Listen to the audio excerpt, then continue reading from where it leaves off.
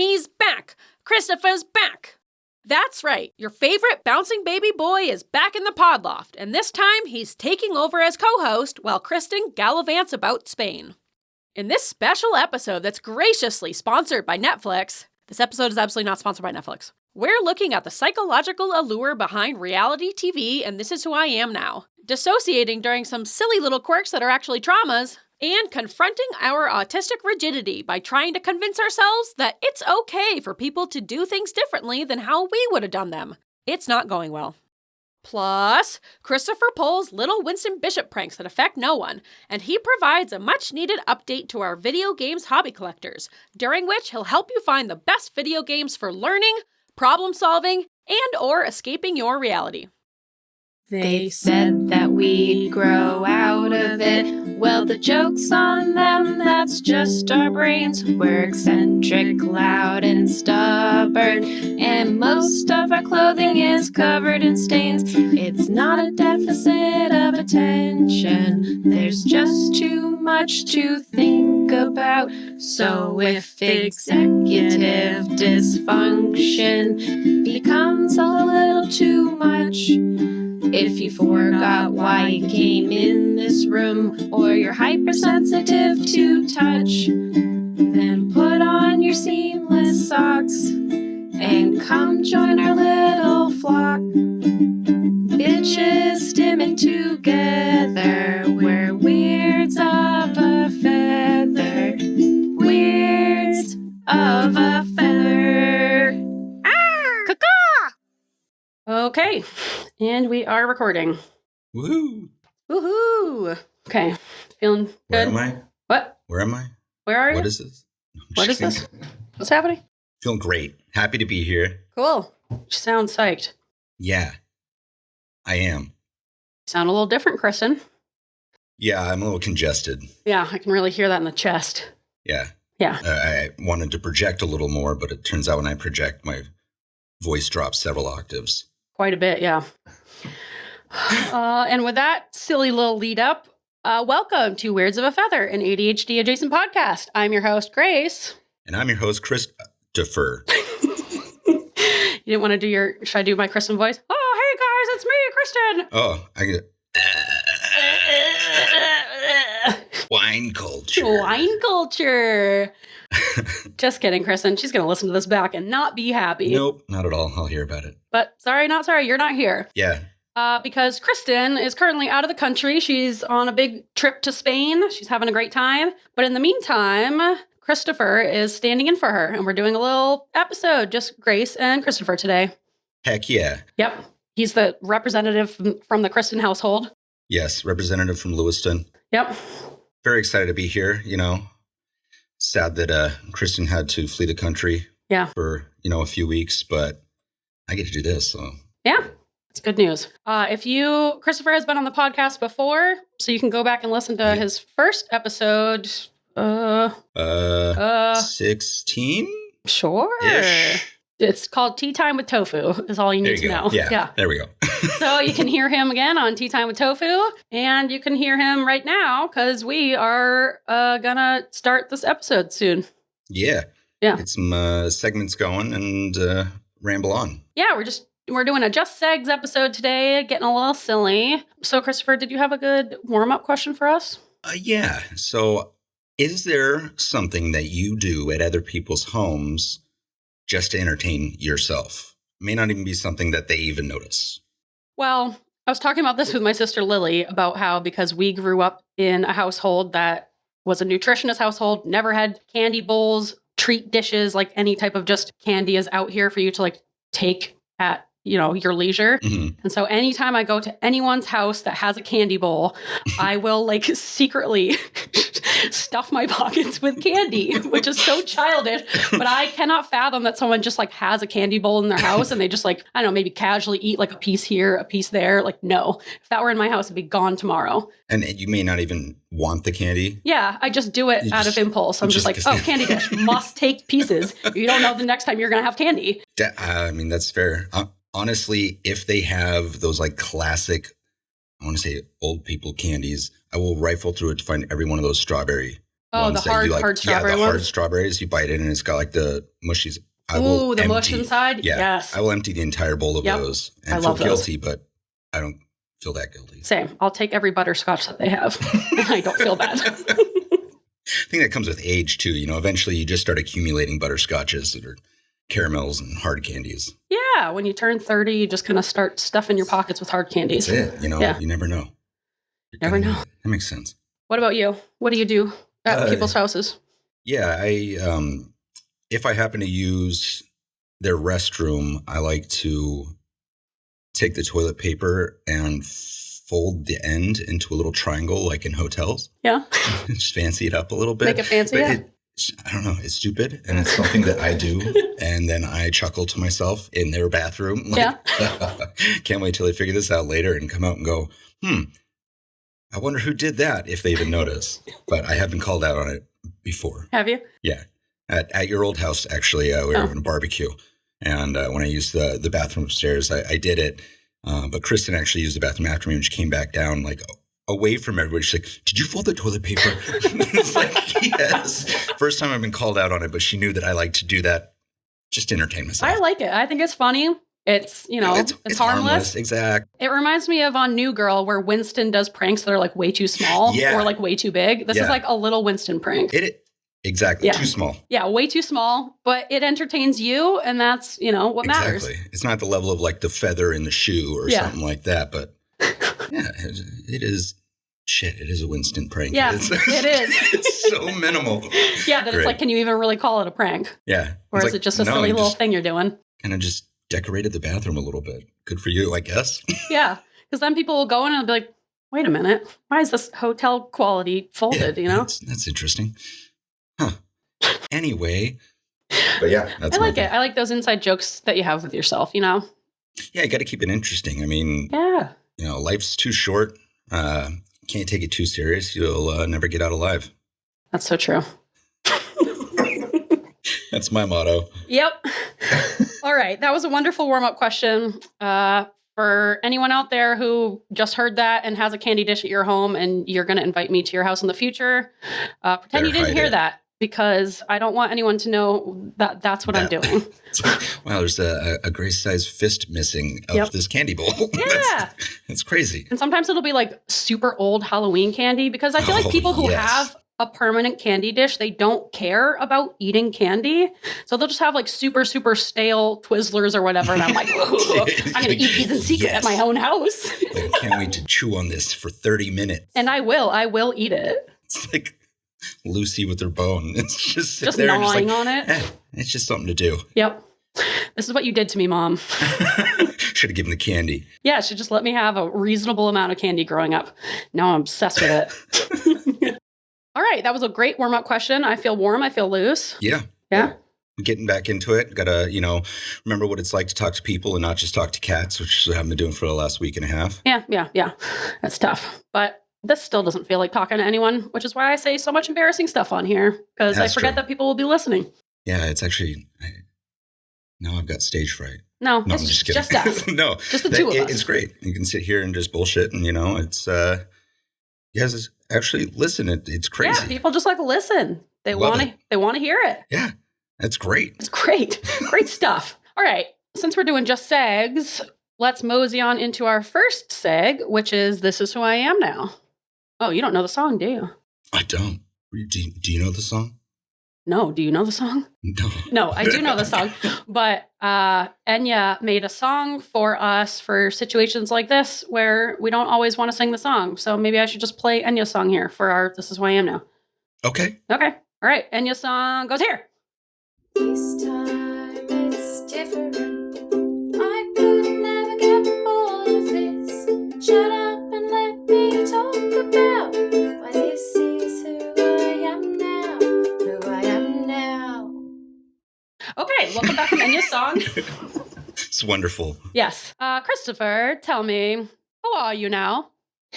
Well, I recently got a new job that has a lot of kind of do-it-yourself capabilities there. Garden, hardware, pretty much everything. And since we now have this house that needs work always. I am now a do-it-yourself YouTube viewer where I will fix everything to the best of my ability on my own. All right. Without asking for help, with limited tools. Even if you need it. Even if I need it. I think right now I still have to learn how to finish soldering to fix a pipe that if we turn on, it will leak into the downstairs bathroom. But if we don't turn it on, we don't get water outside for the garden. Oh. Yeah. So just going to quickly teach yourself how to solder, fix that pipe right up? I got half of it done, but it's a weird angle. So yeah, I don't know, but YouTube showed me how. So I figured out I got a blowtorch now, which is cool. I think it's kind of just an excuse to get one of those. Yeah. The pipe was fine until I tried to remove the spigot, and it turns out that I didn't know they were like welded and soldered on. Oh. And so I twisted and ripped the pipe in half straight out of the wall. Wow. Impressive. I was actually kind of impressed. Like, I was like, oh, this sucks. But like, damn, like I'm keeping this. You know, add this to the list. But yeah, I tried Flex Seal and it's not working. So unfortunately, I think I have to do the real thing. Yeah. But well, good thing you're a handyman now. Yeah. Yeah. I mean, YouTube has taught me so much. I've done the electrical. I've replaced ceiling fans, moved lights. Wow. And right now, she doesn't know this because she is traveling in another country. But I just learned how to make a raised bed for the garden and have one built, and I got one more to go. All right. You're cruising. Oh, yeah. I can't wait to see how long it lasts. Yeah. Well, this is who you are for now. This is who I am. And it'll never change. You'll be like this forever. It'll never change again. Yeah. Until next week. Yep. What about you? Who are you now? I need a silly voice, please. Please ask me in like a very silly voice. Who are you? It was very silly. Not what I was expecting. Panicked. I was like, oh, you're getting that or Smeagol. So I guess I should have said fancy man voice, but I like that voice better. I am a reality TV connoisseur, which I feel like I go in and out of whenever a big reality show comes out, but I really just become obsessed with any new reality show that I'm watching. Right now, it's The Ultimatum, Queer Love. It's phenomenal. And I just like get so addicted to it. And I'm like, I want to start a reality TV podcast. Like, I just want to be talking about it all the time. I'll talk about it with anyone who will listen. I'm like on the Reddit threads, texting my friend Abby because she also watches the shows with me. And I really just become like, this is my whole personality for 2 weeks until the show is over. Like 2 steps away from creating fan fiction for real people in a reality show. Yeah, I just might. I'm like diagnosing them with autism and ADHD, and I'm like coming up, I want to research their backstories, and it's obsessive. I have to check some of these out because there's very few reality shows I can find myself invested in. I think the biggest one, though, is probably RuPaul's Drag Race. See, I haven't watched that one. It is fantastic. I've heard great things. Yeah. Well, I'll have to check this one out, too. Yeah, I kind of just like the drama of it, and I really like studying people's behaviors. I just kind of like the psychology of it. That makes sense. And I like to, armchair diagnose people that I don't know, which everyone loves. Oh, yeah. Well, I mean, it's people watching without having to leave the house. Oh, you're absolutely right. That's exactly what it is. And they cut out all the boring parts of trying to find the people to watch. You're only getting like the most fun aspects of it. So you get to hit all of those like good dopamine inducing, like, oh, look at, they're spilling the tea. Like, here it comes. And you don't have to search for it. And it's not mean. You're not like, talking shit to this person. It's someone who signed up to be on TV. They signed up to be viewed and judged, really. Shit, reality TV suddenly made sense to me now. Right? Wow. Oh, okay. Did I just... I get it. Or I guess, did you just talk yourself into also becoming a reality TV connoisseur? I think I might have. It's like, I like people watching, but the ease of it, not having to leave the house to do it. Shit. Okay, I get it. Check out The Queer Ultimatum on Netflix. It's super fun. Awesome. Yeah. Brought to you by Netflix. Yes, we are so sponsored by Netflix. Super sponsored. They're paying us a bunch of money to say this. They're just letting us make a movie. They approve everything. Yep. They love us so much. All right. Well, that's who we are now, and it'll never change forever. So we might as well move on to our quirks. You are going to have to sing this song. The quirk song. Oh, Kristin normally plays the kazoo. That's right. Are you going to do it? Do I have... Wow. It's her special kazoo. The power that I feel picking up this kazoo case. Can you handle it? I don't know. We'll find out. See if I remember how to use it. Oh, yeah. Ready when you are. All right, give me a little burp. Some people call me spacey, some people call me fun, but I'm just quirky. Wow, you nailed it. It's so much lower when you do it. Yeah, I know. It's like, learning my way around a kazoo. I think maybe next week, I'll get an electric one. Yeah. And that'll be me. Yeah, that'll be you forever. Yeah. It's a complicated instrument. There's a lot to learn. There's just so many octaves. Yeah, so many pieces to it. All right, Tofu. Why don't you lay those quirks on us? And since we did our autism episode, we're all autistic here. Let's be real. Yeah. You included, Christopher.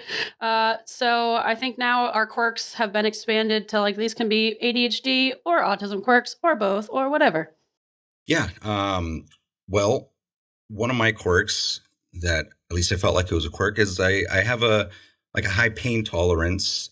Because it turns out I just disassociate and kind of ignore it and just go somewhere else. So, yeah, I thought that was really quirky. And then it turns out it's probably just a trauma response. That's so quirky of you, how you just kind of disassociate from your body when you're feeling pain. Yeah, it's just I'm not going to be here for that. You deal with it. Turn that off. Boop. Boop. All right. Wow, this is nice. You're so quirky.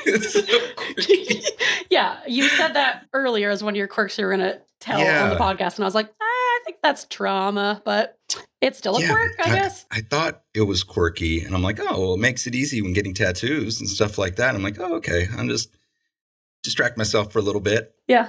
Just fly out of my body and just not feel a thing just for a few hours. Cool. Quirky. Normal response. Absolutely. But when I do actually get hurt and it's physical, usually physical pain is emotional. The one. You get hurt emotionally. I don't laugh as much, though, for that one. Not as funny? No. Physical pain, when I get hurt, I laugh. It's been my response for a long time, which it alleviates any kind of stress in a situation. But then people don't realize that I'm more serious hurt the more I'm laughing. Yeah. So it'd be like, you smash your knee into something and I'll just oh man, that sucks. Okay. And inside I am dying.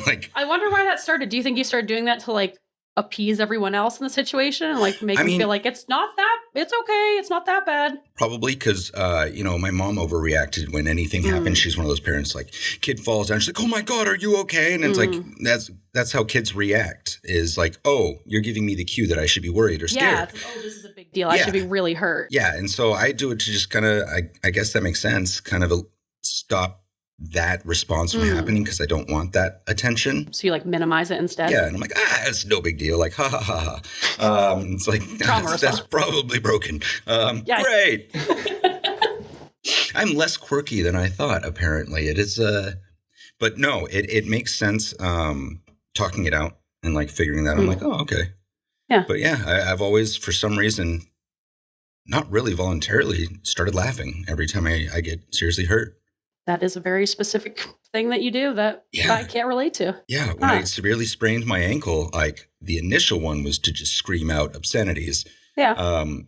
I got one out and then I was like, oh, that's going to hurt later. All right, let's go to the store. And then, continued on with what I was doing, came home and it looked like I was wearing a boot. God. Yeah, it was rough. Yeah.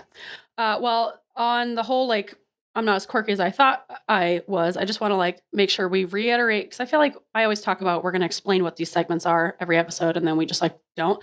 But the whole concept of I'm so quirky, it's satire, it's facetious, because people throughout our lives have always kind of looked at us and been like, I don't think there's anything wrong with you. You're just quirky. You just kind of you just have some weird little quirks, when actually they can be either trauma-based, they can be really devastating, they can be aspects of our neurodivergence, and from the outside, people kind of minimize it. I just want to clarify that, because I know there's a problem online of minimizing ADHD to just be quirks. And so we're kind of doing a play on that, but I feel like it's not always clear that we're haha, I'm so quirky, quote unquote, but it's actually legitimate trauma or like a legitimate disability. Yeah, like how I was a bouncing baby boy growing up, and it was just like, oh, he's so quirky. Look how active he is. And I'm like, I can't concentrate on anything. Yeah, it's like, no, I needed to be medicated. Everything is an effort. Yes. Yes. Yeah. So I feel like the high pain tolerance and laughing when you get injured, I feel like that is at the heart of what is I'm so quirky, where it's from the outside, it can look like, oh, Christopher's got this weird quirk, how he laughs when he gets hurt. But really, it's like, no, that's your neurodivergence / trauma. It's like, I'm in real pain. Yeah. I need help. Please, my arm is hanging on by a thread. Yes. Someone look past my laughter. See my pain. These tears aren't from laughter. All right, quirk number 2. So, second quirk, I feel so quirky even just describing this one. I will break down the object, not emotionally, but, sometimes that comes from it too. Yeah. I will break down a room and basically make a blueprint of it in my head, not voluntarily at all. You just do it to every room I you just go in and I'm like, okay, cool. I know the layout and where everything is, and just kind of take a picture of my head and then even think about like what went into building that kind of structure. Wow. And so it makes it easy when I'm trying to find things, which is why, it kind of leads me back actually to when you're a kid and like, how do you find anything in this mess? And it's like, because I made the mess. I know where it all is. I have it like mapped out. It's called organized chaos, and it is how I live my life. Yep. Like, oh, you want a paper clip or I almost called it by what we call it in our household, a bobby pin or a Roberts pin. A Roberts pin, yes. Please use the proper term. Yeah. I'm going to. We're very formal here. Yes. And there's Roberts pins all over the house.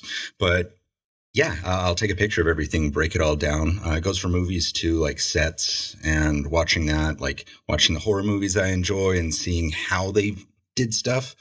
But it's all just kind of sitting up there now. That is wild. Yeah, and I don't really have a choice in it either. It just happens. I feel like it takes up so much space in your brain, I'm sure. Yeah. The hard drive's like bursting and it's a bummer. Instead, I'll just unlearn maths. Yeah, you don't need it. You really need this blueprint of my living room, though. Yeah, exactly. It's like I got your fridge down now. I know exactly what the seltzers are. That's all I need. And it'll never change, so that's super helpful. Oh, good. It'll always be in that one spot. But it does come in handy when I'm trying to fix something and it's like I've watched a video on it, something like that, and I kind of make that mental blueprint of whatever it is I'm working on. Like recently I taught myself how to do the brakes on my car because I didn't want to pay for that. Yeah. So I went to Napa, bought all the parts, and then did it in the parking lot.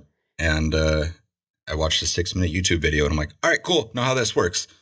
Yeah, you're a YouTube handyman now. It's it, I feel like that trait is very much kind of like a more stereotypical autistic trait, that you can like, how you have this photographic memory and you can like capture this whole image, like that guy who can like fly over cities and then he can recreate such amazing the artwork. Whole city just from one time. Like that is one of those things that made me doubt that I was autistic for the longest time because I'm like, I can't see anything in my mind. And it's like, I wish I had that. And I'm like, if I was autistic, I feel like I'd have that. But no, there's a bunch of different types of autism and I didn't get that one. Yeah, it's cool for certain things. Yeah. Terrible for others. Yes. Because it also comes with the whole picturing things in your head and involuntarily having this movie running at all times of my internal thoughts and monologues being visual as well. Yeah, that sounds tough. Yeah, especially when someone makes like some kind of gross like comment, like, oh, your mom type thing. And I'm like, great. Now I've just visualized all of that in depth. I appreciate you. Thank you so much for that. Yeah, that's tough. Yeah. Yeah, see, I don't do that at all. And it doesn't bother me at all when people say stuff like that because I'm not thinking about it. I'm not thinking about the reality of it happening. So I guess sometimes it's nice to have nothing going on up there. It sounds a lot more calm. And I know that's not right because I don't know what it's like. I'm sure it's still very busy. It's just a different kind of busy. I don't know. The internal monologue stuff still gets me. It's crazy. It's not like you don't have words going on in your head, instead it's like you have both. You have like what I have in my brain of like constant ongoing noise and monologue and songs and blah, blah, blah. And then on top of that, you're also visualizing stuff. So, yeah. Like whatever song that's stuck in my head at that moment or like channels, I call them like how many channels I got going. Whatever the music one is, unfortunately, I also have the music video playing just on the side. Like if I had 2 monitors for your computer and stuff like that. So I have like the main one going on, but I got a side monitor over there. It's like just constantly playing this one song I've been listening to for 3 months straight. Yeah. Whether in my head or actually listening to. Yep. Mine does that with just the music, but not seeing the additional component of the video. That sounds exhausting. It is. It is. It also makes sense looking back as why it was so difficult to concentrate on things like, I don't know, school. God, that sounds so boring when you got a whole world in your head. You could create anything in your brain. Yeah, it's hard when I have basically the tools for escapism constantly happening. So like my daydreams are just vivid movies that are happening. And so I'm like, okay, well, I'm going to focus on that for a little bit. And so I just like tune out the real world and focus on that. And that's how it was growing up. And so it was very, very difficult to concentrate unless I really enjoyed the subject.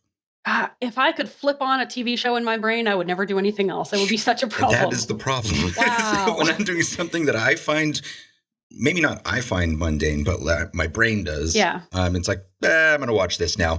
And it's like, I don't want to rewatch that Family Guy episode, but it's happening. That's tough. Jeez. Yeah, but it's so quirky. You're just so quirky. Just a little quirk. You're not autistic. Yeah. It's just a little quirk. No, not at all. Yeah. It actually leads into the third one. Third quirk is something that now I'm going to call stolen POV. Because it's a game that I used to play as a kid, not realizing what it is now, where I would stop and look out of somebody else's eyes from their point of view and picture it. Totally. Yeah.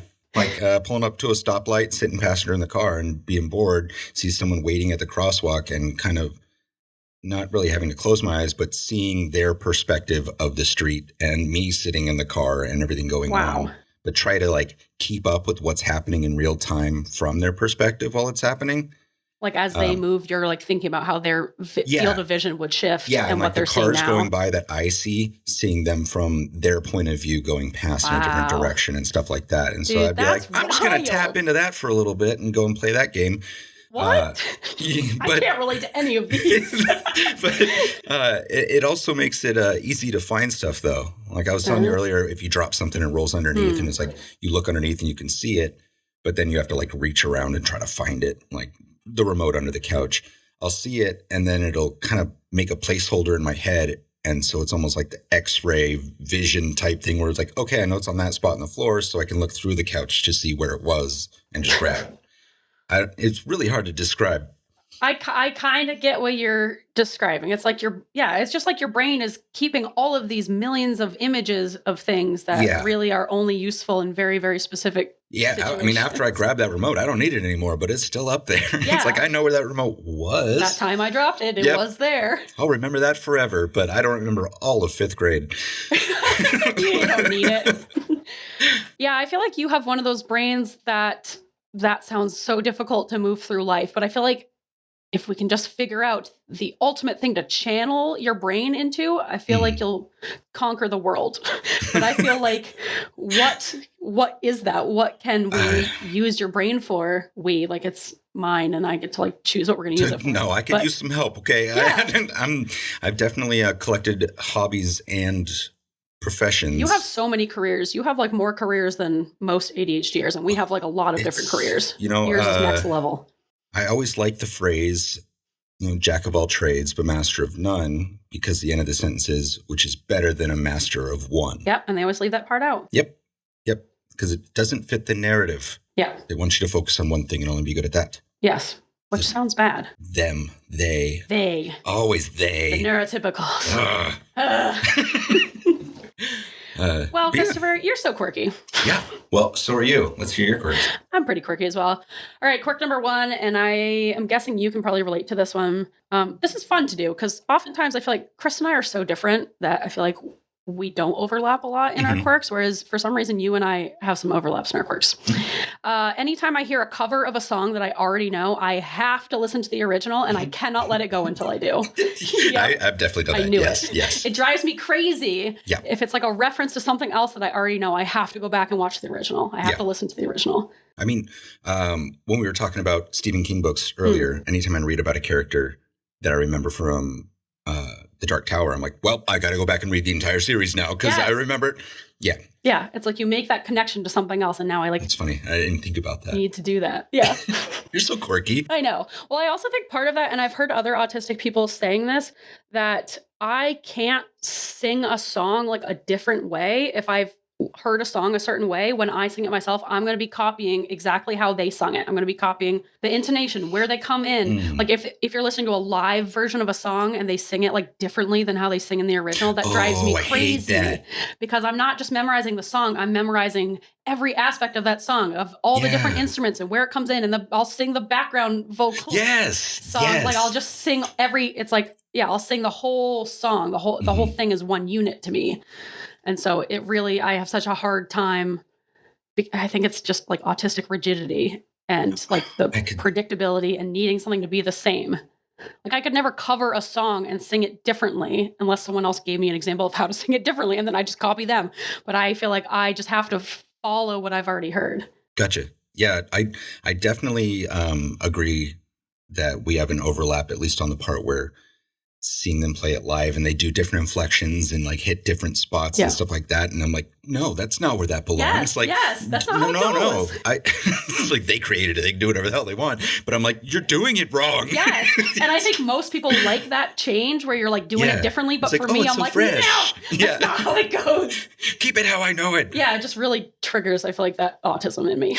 Yeah. It's the same note as like books being, turned into movies and stuff like that. And it's like, that didn't happen. That's not how it went. No. That's not the order. They gave it to you on the page. It's right there. I know. Yeah. We were talking about that earlier, how we both have the hardest time watching a movie from a book adaptation. Yeah. It's like I have to see the movie before if I want to do that to enjoy it. Yeah. I can do it the other way around, but I can't read the book first. But then it ruins like things for the book if they did follow it. Yes. So it's kind of trying to find like, okay, I will split these into two separate entities, but easier said than done. Yep. You're so quirky. It's exhausting to be in our brains. Yeah. So like, I never really think about it because it's just what I've always known. Yeah. You don't think like, oh, it isn't this way for everyone. Yeah. Well, it's like people asking like, how do you handle being colorblind? I'm like, I don't know, day by day, fucking same way that you do whatever your vision is. Like, you don't know any it's what I've always different. known. It's you're not really thinking about it. It's just how you see colors. Yeah. Like, you okay. Yeah. Big deal. All right. Along those same lines, quirk number 2, I'm the same way with recognizing an actor from another show or a movie. I cannot move on until I figure out what they're from, and I will ruin everyone else's time while I try to figure it out. You like IMDb'ing it while you're watching the movie? Yes, but I also don't want to IMDb it too fast because I like guessing, and I really like figuring it out. So I'll be like, no, look it up. Yeah, I got this. From this, it'll like try to go back in my brain and think about what I saw them in, and a lot of people don't like that, but I can't help it. I can't move on. I can't just like recognize someone from something and not know where they're from and just like continue on watching. Yeah. All I can think about. Yeah. Yep. That's hilarious. We definitely overlap on that one. Yes, that's what I thought. And Ian is not like that at all. Neither so I'm like, come Kristin. on. You know, what's he from? Let's figure it out together. Yeah. It's like she hasn't seen as many movies and stuff like that as I have, and I'm taking pictures of everybody in my head, and so it's It's aggravating, but it's also like a fun little game for yourself. Yeah, I like it. It's like trivia. I can figure this person out. Exactly. I love trivia. Love trivia. Yeah. I want to just go to like TV show trivia. They must have that. Well, I mean, on Thursdays, there's up by us, there's a trivia. And we used to we go with our coworkers every once in a while. But it usually just ends up to everybody at the table talking with each other and then me doing trivia and trying to get as many points as possible. Yep. I love it. I don't care. I'm like, I love trivia. I'll go and do that. I am also that person. If there's a group game and other people are kind of trickling off and they're like not really paying attention to the game anymore, I'm like on the game. I'm doing it. I'm the one who's like, all right, guys, listen, we need to hear the clue. And they're like, we're kind of just trying to hang out. I'm like, no. I'm moving to my own table. Yeah. It drives me crazy. Like, shut up. We can talk about this later. The best one, I think, though, was there was a Harry Potter trivia night. And I just sat there and it was like me and somebody else's like significant other. And everybody else was kind of like, well, we don't know that much about Harry Potter. And the two of us were like, well, then you need to shut the fuck up and go away because we have everything memorized. This is what I've got. Yeah. My little sister's the same exact way with that too. But yeah, I don't know. We had so much overlapping when it came to the quirks. I know, like very specific things that whenever I say it to Kristin, she's like, no, I don't do that. I'm like, oh, okay, well, Little, fuck me then. yellow, different. Different. Exactly. Yeah, you're good at getting my references. And so then we both have shit humor. yes, and we both are like, I feel like hyper verbal, and we love language. Yes. Yeah. Yes. Absolutely. So it's like quotes just like stick in our brains. Mm-hmm. Yeah. And it's hard to shut up. Yeah, it's hard to turn it off. That's a better way to put it. Sorry. Quirk number 3. I'm realizing that this is autism. I will make up rules for different things around the house. Like if I, take a new sponge out and I'm like, okay, in my brain, I'm like, this sponge will only be used like for cleaning the sink. Has a very specific purpose, but I won't tell Ian about my made up rules. I'll just like assume somehow he'll know, like, obviously that sponge is for the sink. And then I get really mad when I see him breaking my made up rules that I never told him about. And I'll be like, I can't believe he's using that sponge for that. That's not what it's for. But I never told him this rule. That's fair. Yeah. So I just have a bunch of like arbitrary rules that I've made up in my brain for things. And I'm so bothered if he breaks these rules that I made up. Do you do the same thing with like placements of things like in the cabinet and the fridge? Yeah. Okay, I'm like, obviously that goes there. What are you doing? Yeah. I'm constantly moving the cayenne pepper and the salt and pepper shakers from where Kristin puts them. Yeah. So I'm like, that's not where they belong. I put them here every time because I use them. Yeah. Oh, whenever Ian uses the salt, he puts it back in the wrong place and I will move it back. Yeah. I'm like, no, this is wrong. Just take the salt and pepper and put them up in the cupboard with the rest of the spices. And I'm like, no, those are sometimes spices. Salt and pepper belongs on the counter there. That's exactly what Ian does. He puts the salt away. I'm like, no, this is a daily thing. We need the salt on the counter. I don't want to reach every time. Keep it by the stove. Yes. I need it. Yes. Or literally a second one on the table, maybe. Yes. Yes. That's exactly I guess what we it both is. have that one. Yeah. Yeah, I guess also that very specific quirk. I did actually explain to her why I keep the cayenne pepper because it's one of the short bottles. And in the spice rack, there is a spot for short ones. Yeah. And so she always puts it in the back. I use it in everything. Everything I put salt and pepper on, I'm putting at least a dash of cayenne pepper because it's good for you and it gives it some flavor. All right. So I always keep it on the lower thing right in front. Yeah. And every time I go in there, I'm like, we can't be out. I just bought this. Where is it? And I'm like, oh, right. On the one that it's supposed to be on. I never told her. So I finally told her, I'm like, so the reason I have this here, and I know it's going to mess with you because it's not the same height as the rest, is I use it almost daily. Yep. She's like, all right. Well, now that you've explained it, I know why it goes there, and I'll leave it. Yeah, I feel like we need to know the functionality behind a rule in order to follow it, like on, the other side of things. And then, on our side of things, I feel like with autism, it's like the stereotype is that we're so rigid with things, but oftentimes we have rules for a very, very, very specific reason. Like that one where it's like, I'm not just saying this has to go here because it has to go here. It has to go here because it makes I use it every easier day. for us. Yeah. Exactly. It's like, especially with your brain is always wanting to find the absolute best, most functional way to do things. Like you're always looking to optimize how to do things to the best possible, most efficient way. And it makes sense that you have all these rules and structures because you figured out that's the most efficient way to do it. And that's how I'm going to do it. Yeah, I never really thought about it, but I can sit here and tell you exactly which spot in the spice rack the garlic powder, the cayenne pepper, and the paprika are. And I know where they always are, and I always put them back in the same spot. Yep. I also mentioned to her the cayenne pepper, but I never told her about the salt and pepper being put away in the Gotta thing. tell her. Yeah, I got to tell her now because every time I'm like, I don't know where the hell it went. Yep. I'm like, it's probably in the cupboard. Yep. There it is, which I know is probably a rule that she set up. She probably has her own reasoning. Exactly. Yeah. Actually, Lily and I were talking about this, and this was a very helpful trick that she gave me because Lily is the same way. We were talking about how we get really, really stuck on when things change or people do things a different way than we would have done them. And it's things that it doesn't matter. This could be done either way. Or people will say it doesn't matter. To us, it matters. But it's it really doesn't matter in the long run. I'm just upset that you're not doing it the same way I did it. But you're not doing it wrong.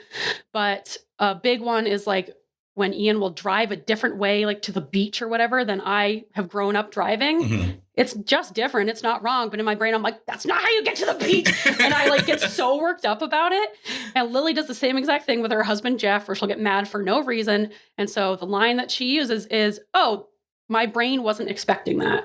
And I feel like that is such a good way to express that, I'm being bothered by this unexpected change. It's not a big deal. You're not wrong, but I have to say something. It's like something in me I have to say. If you don't say it, you will explode and yes, die. it drives me crazy where I'm like, why is he going this way? It's different. This way is different. And if I just asked him about it, he could explain why he goes that way. But I feel like that line of like, oh, that's not what my brain was expecting. I feel like that's a really good way to explain it, that neither one of us is wrong. Yeah. But I wasn't expecting that. Yeah. And it's like oh, I've never been this way before. Like the subtle little like, I have to address it. Yes. But I don't want to offend either. Yep. But if I don't address it, I got to say it's going to be an issue. Because it's different. Yep. It's wrong. But no, it's not wrong. Yeah, that makes sense. But try that line.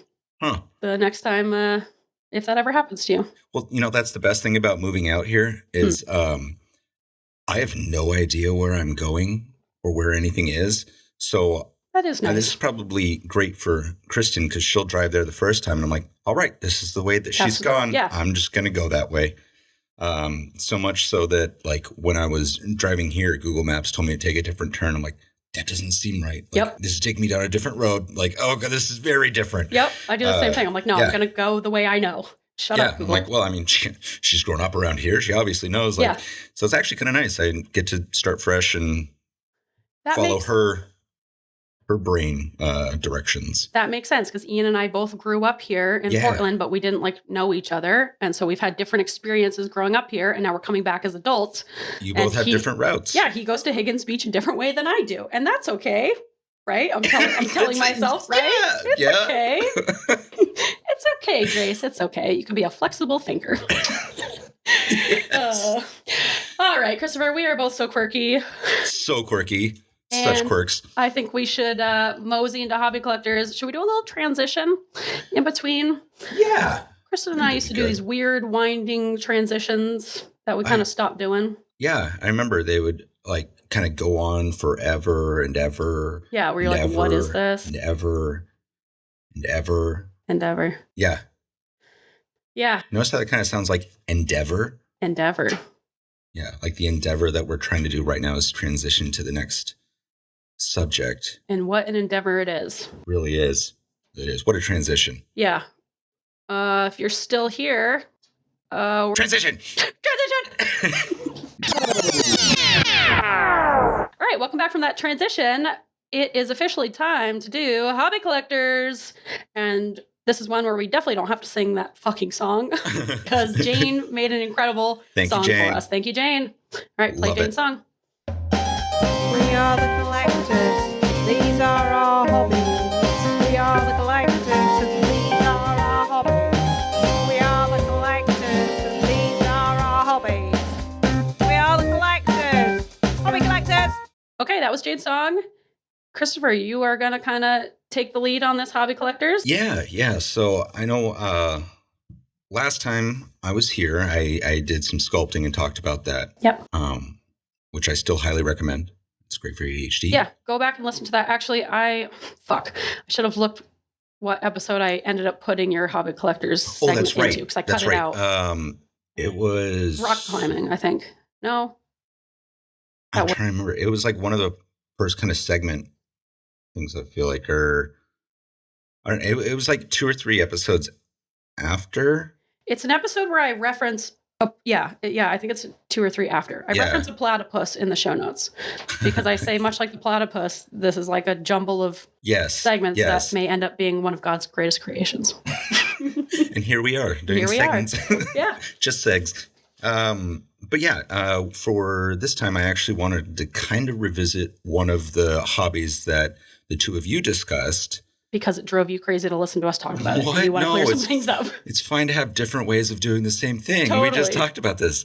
Even if you're wrong. No. We were wrong. Yes, you are right. Video games. Yeah. I've played video games since I was young. Since literally I had to have my mom boot up the MS-DOS on the computer with the floppy disks. Nice. I used actual floppy disks. They weren't just a save icon for me. Really aging yourself here. Aging more every day. Damn it. But and so it's grown with me over the years and definitely been something that I have found helps me.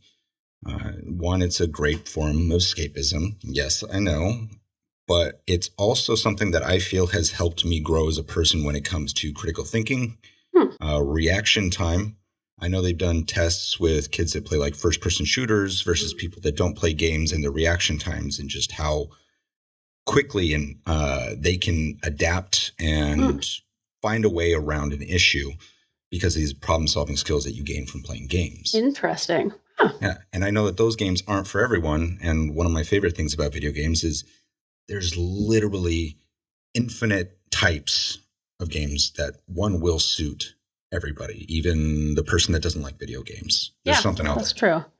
I mean, for example, the one that you guys usually play here, what's it called again? Boomerang Foo. Boomerang Foo. We've been playing Spider Hack a lot recently. That's a fun one too. What is that? It's so fun. You're a spider and you can like fly with your spider web, and you should check it out. It's kind of like Boomerang Foo in the sense that it's just like a fun, silly game.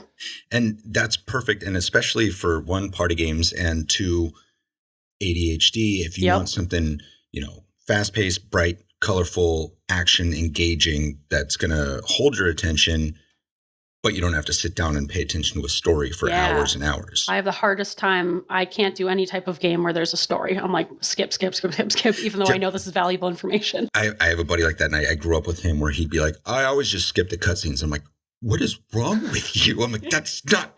You don't even know what's going on. And like some critical moment, I was like, who's that guy? And I'm like, oh my God, if you just watch the cutscenes. So, to each their own with those too. The games that Kristin and I usually play together, be like Stardew, which is a very kind of relaxed, farming game. You get to build up your house, decorate, build a farm. But the nice thing is there's also another section where you can go and do action-based stuff in it if you want. So nice. Kind of nice blending of several different types. And the other one is Diablo 3 that I know she talked about, which is just extremely violent. You kill demons and murder skeletons all the time, run around, do quests. Like it's very different, but it's just an example of how there's so many different types of games that you can jump into. Yeah, that's true. It is nice. I really hate those first-person shooter games, and I get so stressed, especially any type of like zombie game or where things are coming at you and it might be behind you. I get so scared and anxious. I'm like, no, I hate it. It's just stop.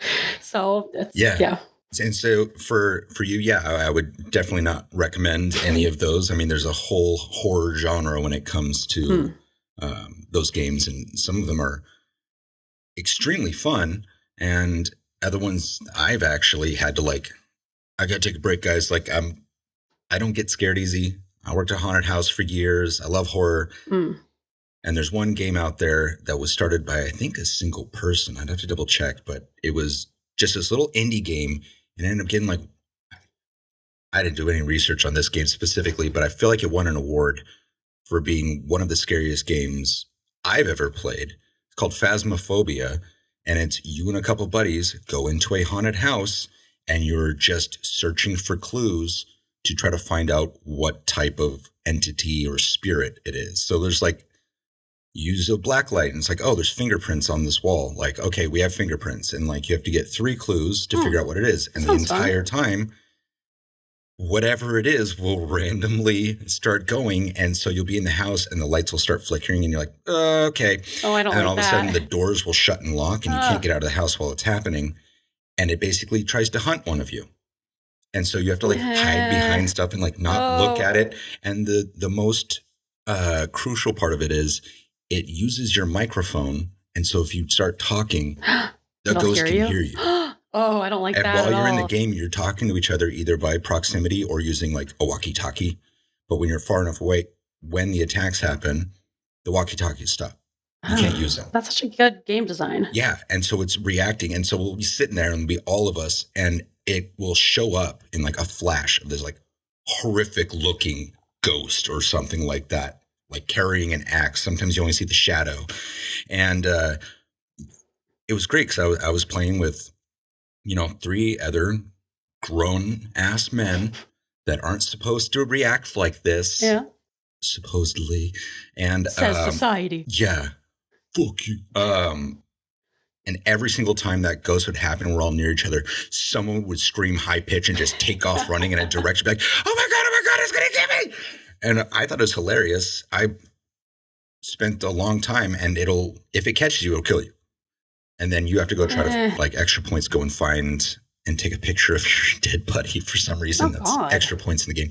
But now you're still trying to solve it, or you can decide to leave. And I remember the first time it chased me, and even more so the first time it got me, because, like, when it catches you from behind, these, like, hands show up on your screen, like it's grabbing your head. I don't like that. And I screamed.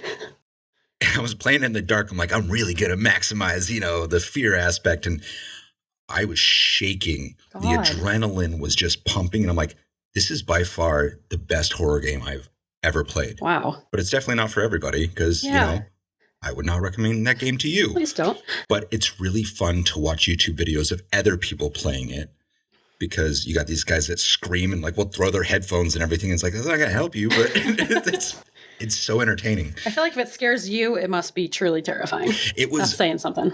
Amazing because it was such like a lower. I mean, it was an indie game. It wasn't anything that was like, these crazy production companies throwing millions of dollars into this, and it was by far one of the best ones I've ever played.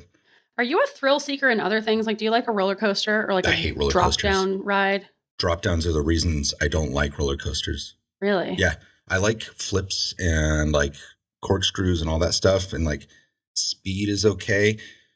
I don't like drops. Huh. Interesting. Yeah.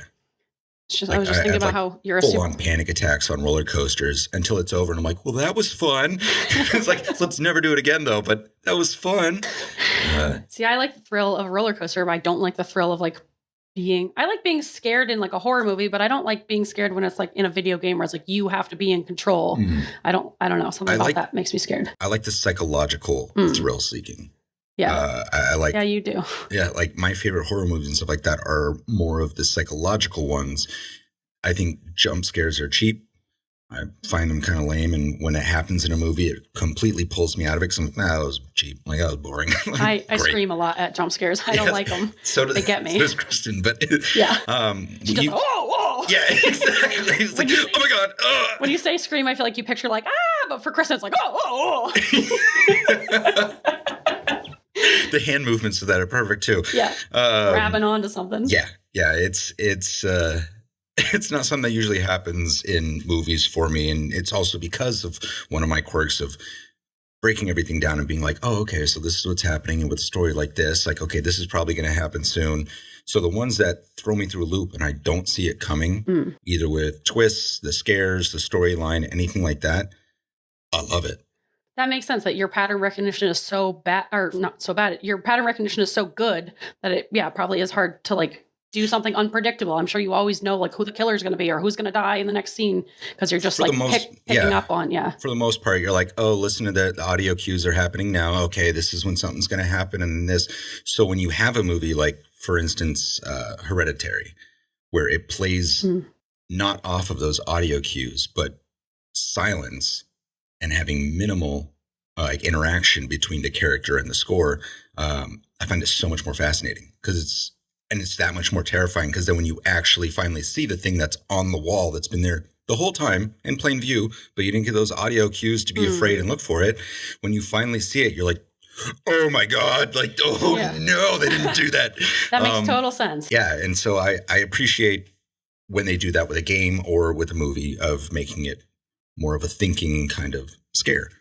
All right. What about other games or other types of games that you like or think are good for AuDHD? I go from that level, and then you go to something like what I've been playing recently, which is a lot of free open world. You can just wander and do whatever you want. You can do anything or nothing. Like one of the ones that got me into it is Skyrim. That's one that I think anybody can get into. You can go and, I mean, they're already like pre-made, but build a house.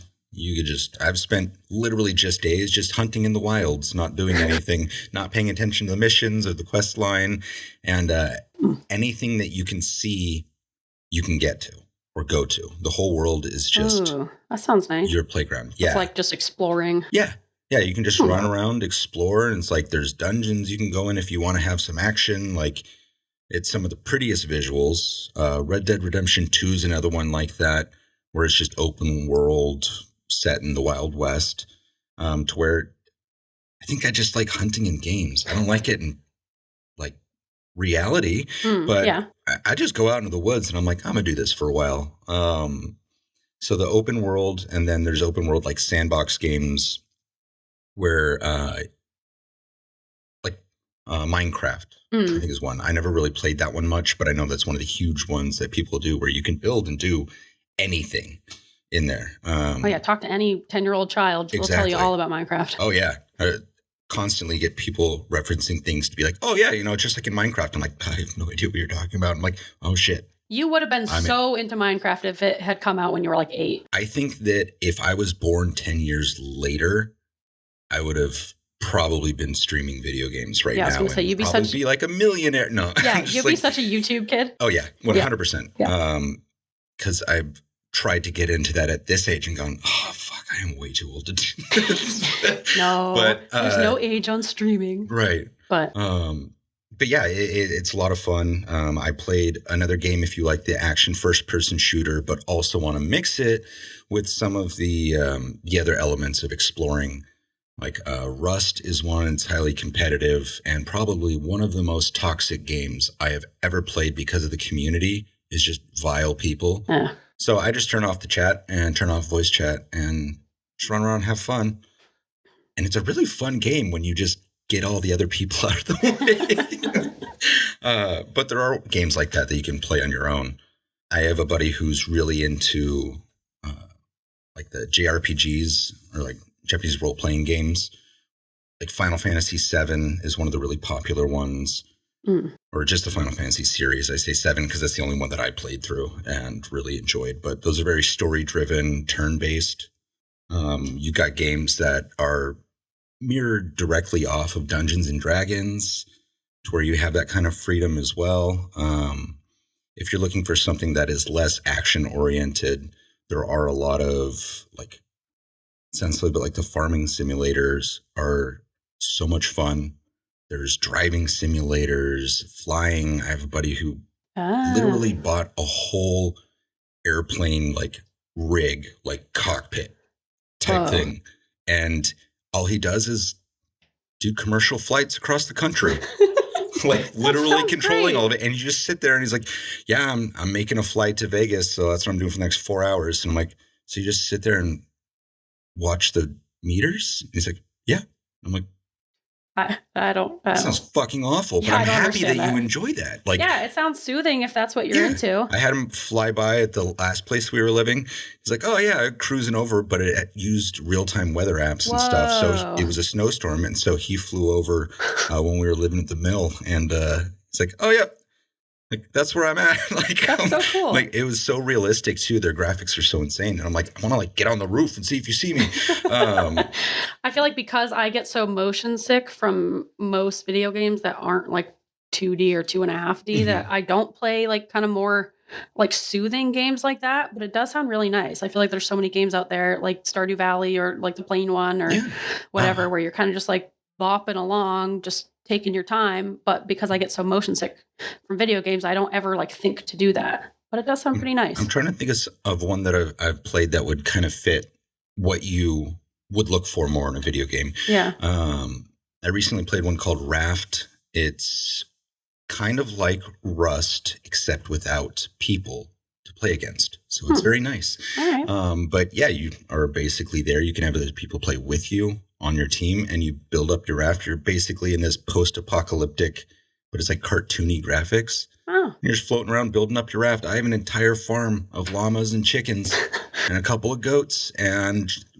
we spent more time going like, I'm going to decorate my bedroom like this. Like, think Sims Stranded on the Ocean survival game. That and that's sounds it. Kind of nice. And it's like I have an entire cooking station where you can build different or make different meals that'll give you different like benefits, and then you just go explore islands and collect like pieces and try to solve the story and find people. And it's right. The entire time you're being hunted by a shark, so you gotta watch out for that. But just just put some armor around the edge of your boat and it'll never touch you. All right, I might check that one out. Sounds kind of nice. Yeah, there's a lot of different cool things, and then you can always take a break and do one of the like Boomerang Fu, like the quick action short, where you don't need to invest a lot of time. You're like, I just want to play something quick. Yeah.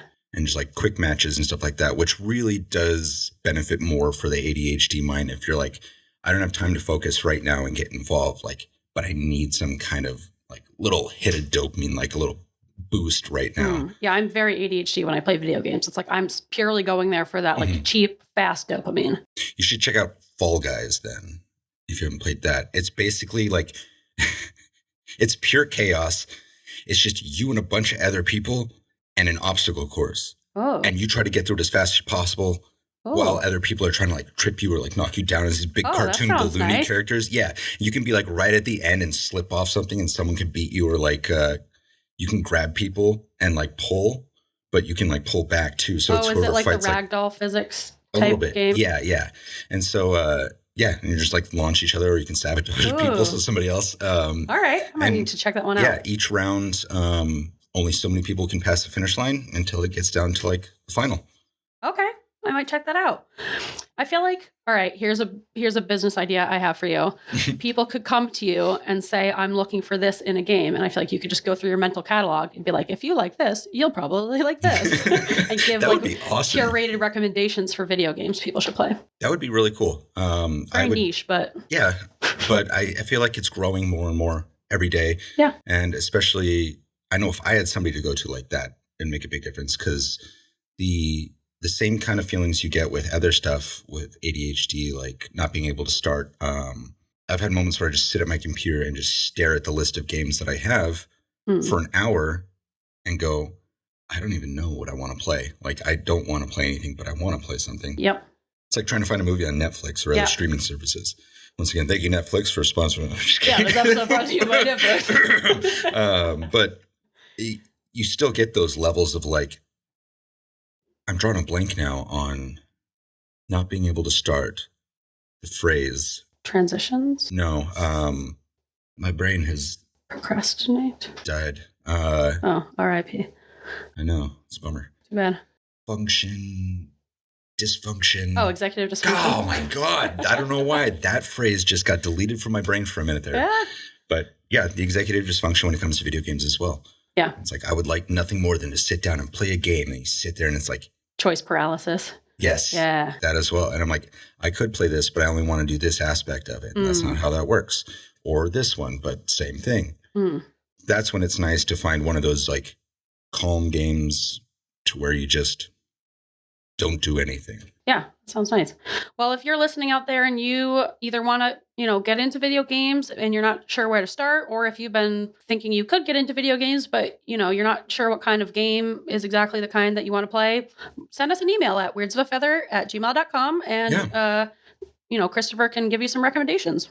Yeah? Yeah, I mean, absolutely. There's infinite genres and subjects and stuff like that. And it really is something to check out, even if you don't like it. And if you have a partner or a friend or someone who's really into video games, ask them about it.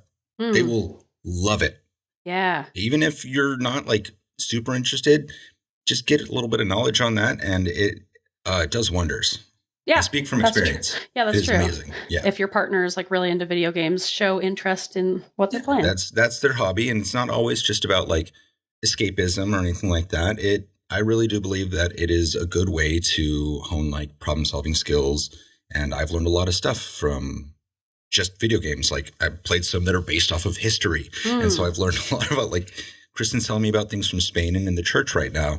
And they're like, oh yeah, in the church, they have levels of angels, and it goes like archangel. And then there's something above. And I'm like, oh, like the Metatron, the voice of God. And she's like, how do you know that? And I'm like, well, I played a lot of Diablo, and I saw the movie Dogma with Kevin Smith when I was young. See, that's why we're so good at trivia, because we learn things from like unexpected sources that we don't even realize we're learning. But it's like your brain is picking up all these like facts, random little facts. Exactly. Yeah. And that's why I love like my extensive knowledge of different weaponry and what the correct name and use for it is stems solely from like Diablo 2 and playing World of Warcraft and stuff like that. Plus, reading fiction is so good for your brain. Like they've done so many studies about how fiction is really great for your perspective taking, your ability to like understand other people's emotions, your imagination. So it makes sense that a video game that's using, a fiction storyline or whatever is going to legitimately be good for your brain. I mean, for example, they end up now, look at Last of Us. That was yeah. a game. And now it is one of the top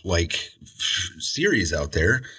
The Walking Dead started out as a graphic novel and became one of the longer running, good known things. Just kind of going into that level of what people before thought of like nerd culture. Nerd culture. Nerd culture. It's awesome though. Yeah. You just check out different things, and there's some that are almost all story based, and you just kind of get to go along for the ride. Yeah, some people like that. Yeah.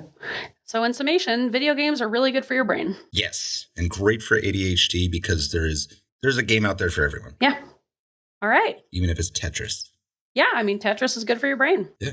Yeah. Shapes, patterns. Yeah. Predicting. Yeah. Not great at it, but it is fun to try. Really? I would expect you to be good at it. It's like I get to a certain point, and then I'm just like, I can't get it over there fast enough. Like, I get oh my God. overwhelmed. I don't like Exactly. it. It stresses me out. Yeah, some of the anxiety-based ones, a little rough. Yeah. Once again, Grace and Christopher couldn't stay on topic without Kristin there to take the reins on that out-of-control dog sled of a conversation. Will they ever make it to the alternative segments? Do their pizzas have secrets? Will they remember to record an outro next time because the episodes, including both of them, are always too long and they need to cut them in half? Probably not. Tune in next week for alternative segments, cunning quips, poorly placed puns, private pastry What's that? All right. Pizza secrets, and a conclusion to the chaos. You can follow Weirds of a Feather on Instagram at Weirds of a Feather, join their Facebook group, or email your comments, questions, or your very own private pizza secrets to weirdsofafeather@gmail.com. Once again, this podcast is in no way sponsored by or in any way affiliated with Netflix. But can you imagine? Caw, caw, caw.